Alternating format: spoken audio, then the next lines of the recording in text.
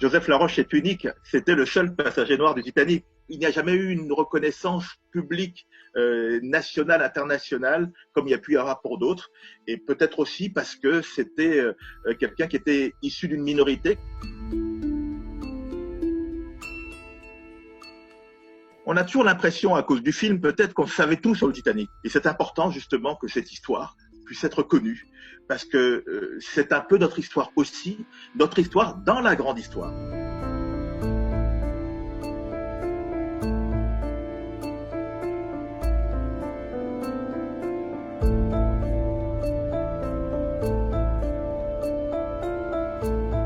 Joseph Laroche faisait partie de cette vague afro-antillaise qui s'est retrouvée donc en France dans ces années-là. Il a notamment tracé la ligne qui va de la porte de la Chapelle à la porte de Versailles.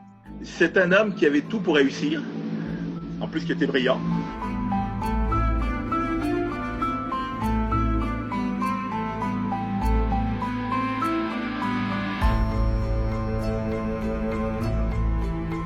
À cette époque en France, on vit des moments difficiles avec les eaux humains, avec toutes les attractions et tout le racisme qu'il peut y avoir donc autour des Noirs. Et donc pour Joseph, ça devient intenable. Il n'a plus de travail, il veut subvenir aux besoins de sa famille, et donc il arrive à convaincre sa femme qu'il faut partir.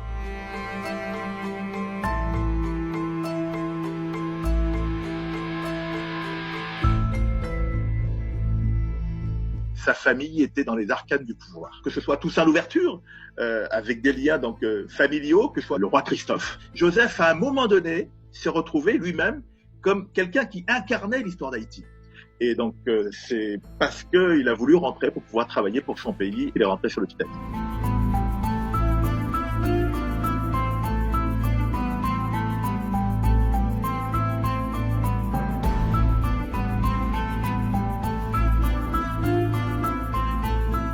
On devait prendre le France, mais il n'y avait pas, on n'acceptait pas les enfants à la salle à manger. Il y avait une nurserie. Et comme nous étions très jeunes, ma sœur et moi, mes parents ne voulaient pas nous laisser. C'est pourquoi on a pris le Titanic.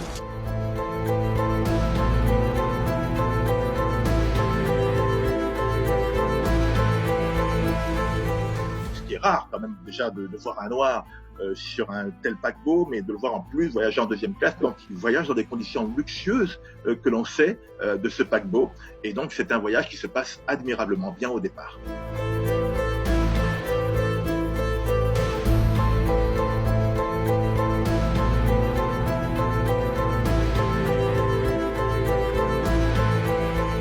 Cette nuit-là, c'est un drame pour tout le monde. Et Joseph Laroche arrive, à force de persuasion auprès de l'équipage, à faire descendre sa femme et ses deux filles sur un canot et leur dit « j'arrive bientôt ». Et malheureusement, il ne pourra jamais les rejoindre. Parce que c'était les femmes et les enfants que l'on sauvait d'abord.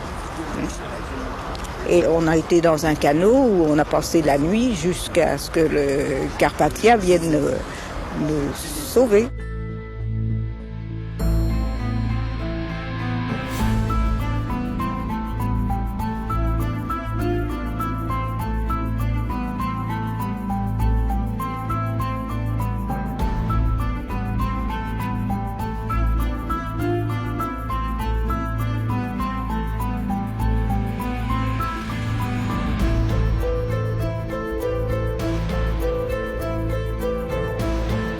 C'était touchant parce que, quelque part, ça réhabilitait un tout petit peu la mémoire de cet homme qu'on avait oublié. C'est un homme qui a une vie extraordinaire, mais qui est passé inaperçu à cause de ce drame.